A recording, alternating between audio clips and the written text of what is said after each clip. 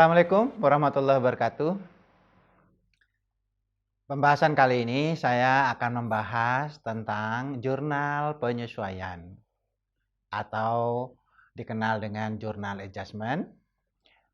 Mengapa kita perlu menyesuaikan saldo-saldo yang ada di neraca saldo? Kumpulan saldo-saldo itu tidak bisa langsung dilaporkan ke dalam laporan keuangan. Baik laporan kekayaan, laporan kewajiban, maupun laporan pendapatan dan biayanya. Karena ada beberapa akun yang saldonya sudah nggak sesuai lagi, sehingga perlu disesuaikan. Ada 8 kelompok akun yang harus disesuaikan untuk perusahaan dagang. Tapi untuk perusahaan jasa ini ada 7 kelompok untuk perusahaan jasa. Yang pertama yang tidak boleh langsung dilaporkan di dalam laporan keuangan, tapi harus dilakukan jurnal penyesuaian terlebih dahulu adalah aset tetap atau aset tidak lancar.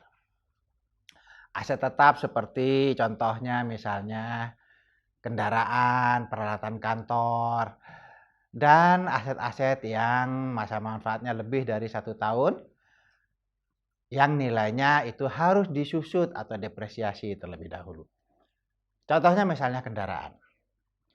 Kendaraan kita beli 300 juta, setelah dipakai setahun, itu dilaporkan 300 juta enggak boleh.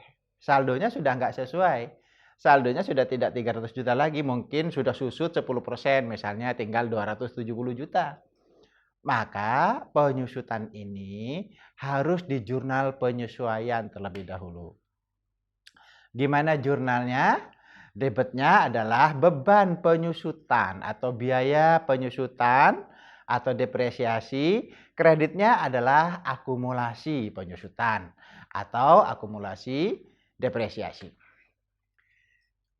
Akumulasi itu maksudnya kumpulan.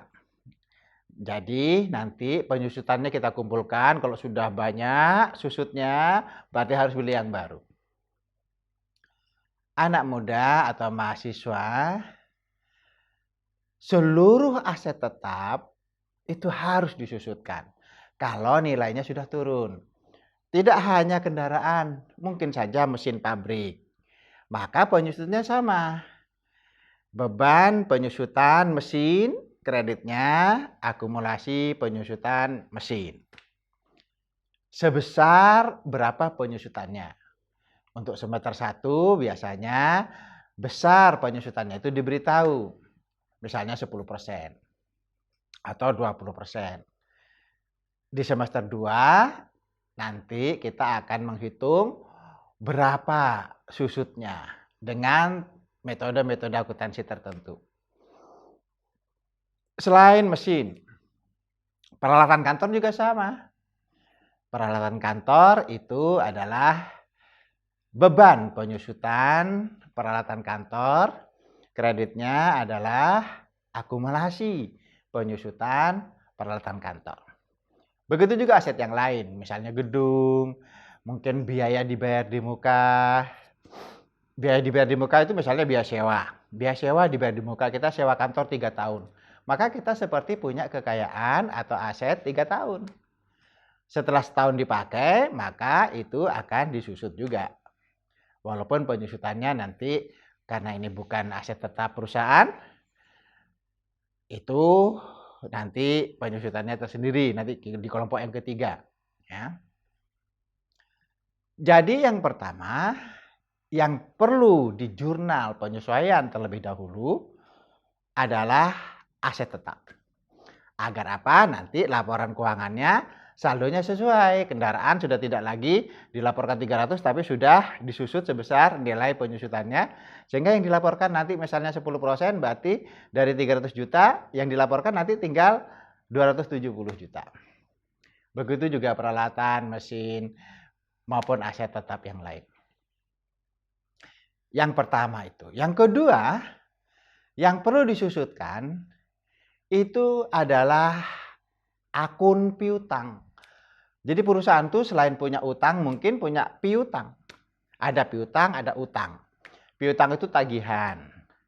Jadi kalau kita misalnya ada penghasilan kredit, penjualan kredit kalau perusahaan dagang, maka itu namanya piutang. Menjual secara kredit itu adalah piutang.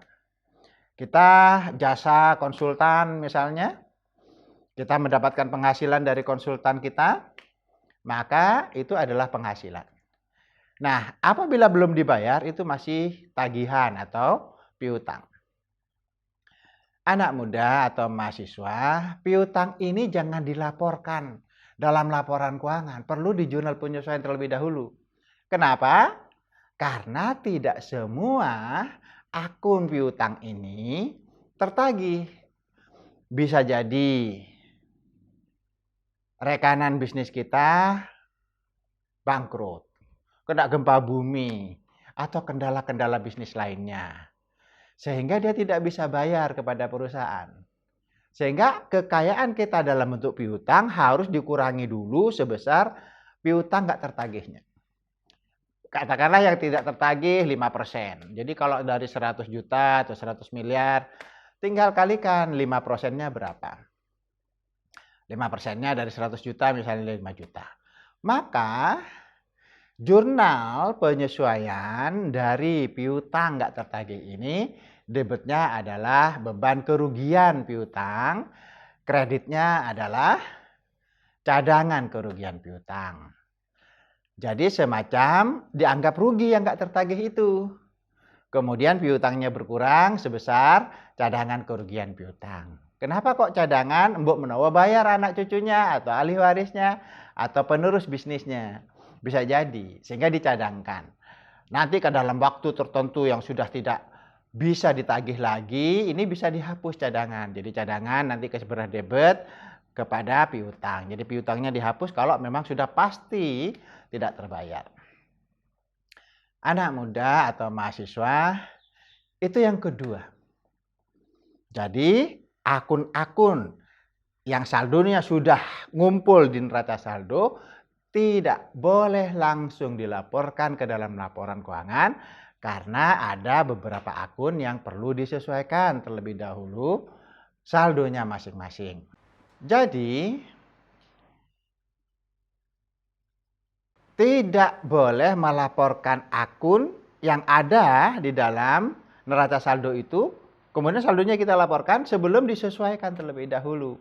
Saldo-saldo yang ada di neraca saldo itu yang saldonya tidak sesuai perlu disesuaikan. Jadi tadi saldo sudah dua ya, kelompok aset tetap. Kemudian kelompok dari piutang. Piutang ini juga yang tidak tertagih dicatat ya, dicatat sebagai kerugian piutang bagi yang tidak tertagih. Kemudian kelompok yang ketiga. Kelompok yang ketiga itu ada biaya dibayar di muka atau beban dibayar di muka. Contohnya biaya sewa dibayar di muka tadi. Misalnya kita sewa kantor 3 tahun. Berarti kita punya aset 3 tahun. Nah, ketika kita pakai selama 1 tahun atau 1 periode akuntansi, maka yang sudah dipakai itulah jadi biaya.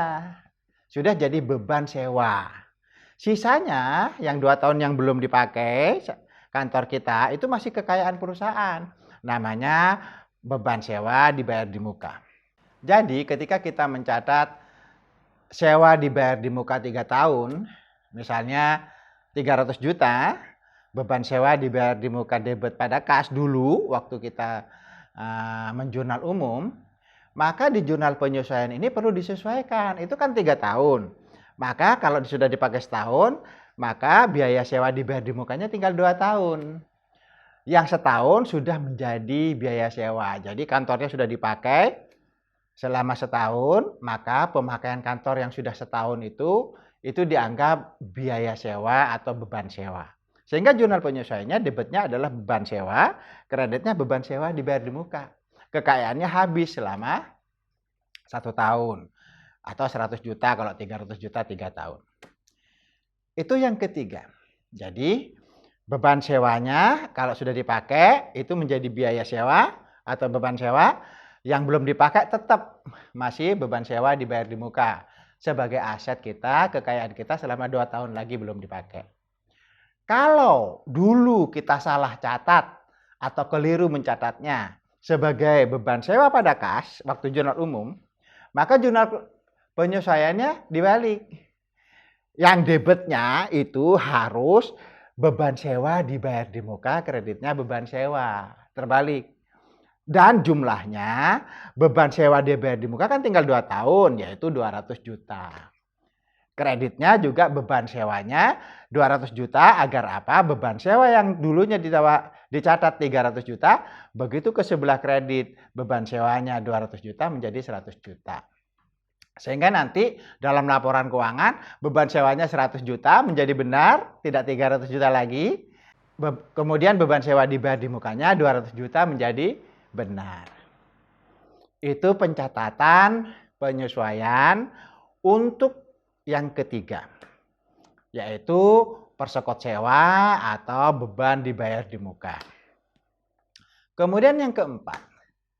Yang keempat itu akun pendapatan diterima di muka. Jadi kalau kita tadi menyewa, kita mungkin menyewakan.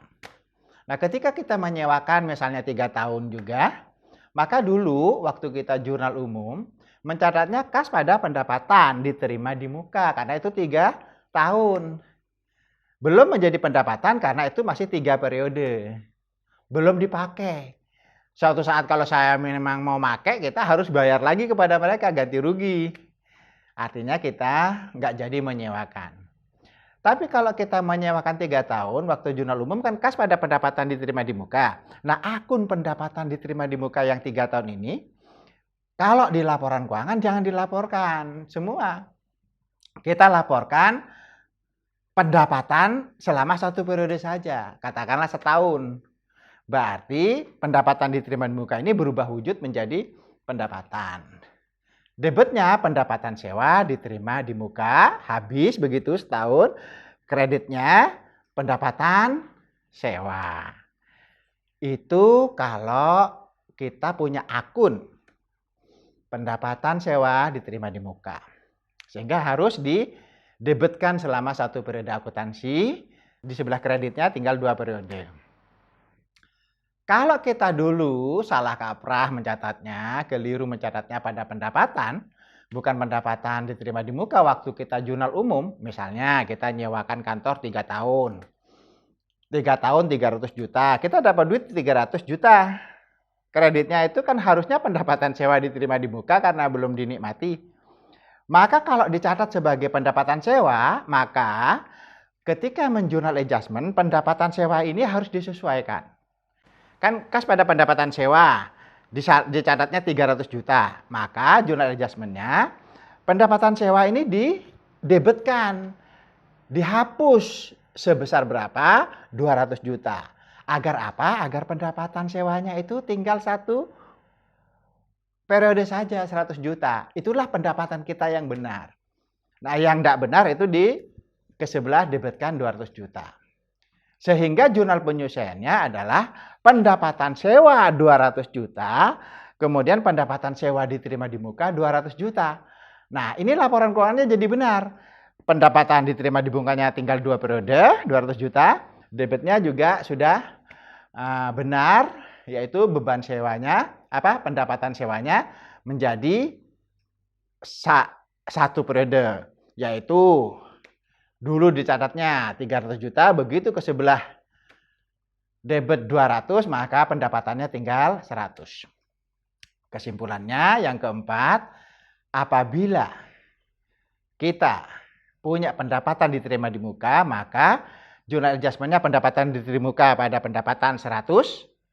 Tapi kalau kita dulu mencatatnya keliru, kas pada pendapatan sewa, tidak sewa diterima di muka, maka pendapatan sewa ini harus ke sebelah debit 2 periode, 200 juta, kreditnya pendapatan sewa diterima di muka 200 juta. Jadi menjadi benar. Itu yang keempat. Ada lagi jurnal penyesuaian yang kelima, yaitu biaya-biaya atau beban yang sudah terjadi tapi belum dicatat. Misalnya, ada karyawan kita sudah bekerja. Kita misalnya membayarnya tiap bulan sekali. Dia sudah bekerja selama 20 hari. Kan belum gajian, belum bayaran. Bagian akuntansi belum mencatat ada beban gaji pada kas, belum ada. Karena belum dibayar. Bayarnya di akhir bulan. Nah, tapi walaupun sudah 20 hari, misalnya karyawannya 1000 atau banyak sekali, kan menjadi banyak juga. Maka biaya yang sudah terjadi dan belum dicatat ini, karena belum jatuh tempo, dalam jurnal adjustment yang kelima harus dicatat. Yaitu beban gaji, misalnya kreditnya utang gaji. Kenapa ke utang gaji? Memang belum dibayar. Nanti dibayarnya setelah sebulan. Tapi pengakuan terhadap karyawan yang sudah bekerja 20 hari, itu sudah harus diakui sebagai beban gaji. Walaupun 20 hari, tinggal hitung aja 20 hari berapa. Kalikan 1000 karyawan misalnya. Kreditnya adalah utang gaji karena belum cash. Jadi yang kelima, apabila ada biaya yang sudah terjadi tapi belum jatuh tempo, belum dicatat, maka jurnal penyelesaiannya beban pada utang. Yang keenam itu adalah pendapatan yang sudah terjadi tapi belum dicatat. Biasanya juga belum jatuh tempo. Misalnya deposito kita. Kalau di perusahaan rekening giro kita. Kalau kita punya rekening giro atau semacam tabungan atau semacam deposito, itu kan ada pendapatannya. Baik pendapatan bagi hasil maupun pendapatan bunga, itu ada pendapatannya. Nah, pendapatan biasanya 1 bulan baru ditransfer ke rekening kita, ke rekening yang kita sudah perjanjian, apakah di rekening itu atau di rekening yang lain. Pendapatan ini kalau belum jatuh tempo, itu belum dicatat sebagai pendapatan. Tapi kalau kita sudah 20 hari punya tabungan perusahaan atau punya rekening giro, punya deposito di perusahaan, maka pendapatan bunganya itu sudah menjadi pendapatan perusahaan selama 20 hari. Tapi belum dicatat karena belum dibayarkan. Tapi itu sudah jadi piutang. Makanya jurnal penyesuaian yang keenam, piutang pendapatan, kreditnya adalah pendapatan bunga. Misalnya itu deposito, ya. Itu yang keenam. Jadi kebalikannya yang kelima. Jadi 34 itu kebalikan, 56 juga kebalikan. Yang ketujuh untuk perusahaan jasa, akun perlengkapan. Perlengkapan tidak sama dengan peralatan. Kalau peralatan itu adalah aset perusahaan yang dimiliki perusahaan, dipakai perusahaan, masa manfaatnya lebih dari 1 periode, biasanya lebih dari setahun. Tapi kalau perlengkapan itu tidak lebih dari 1 tahun biasanya.